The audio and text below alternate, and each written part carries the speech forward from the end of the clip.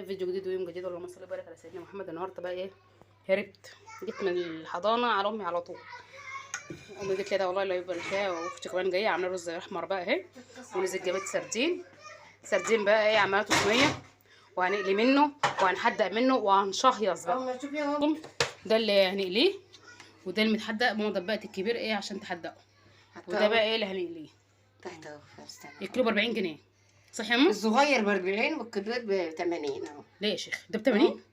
الصغير الكبير اهو ب 80. ده الكبير ده ب 80 تحت وده ب 40. يا لهوي يا ولاد، السمك الصغير اللي كان رخيص خالص بقى له سعر.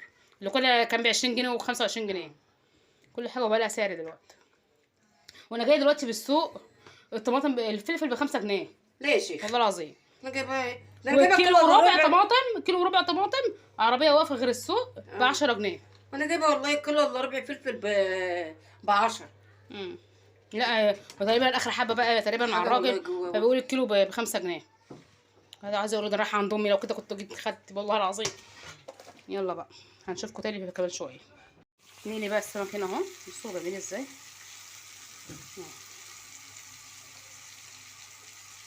اقلبه يا ماما ولا مش متعرف؟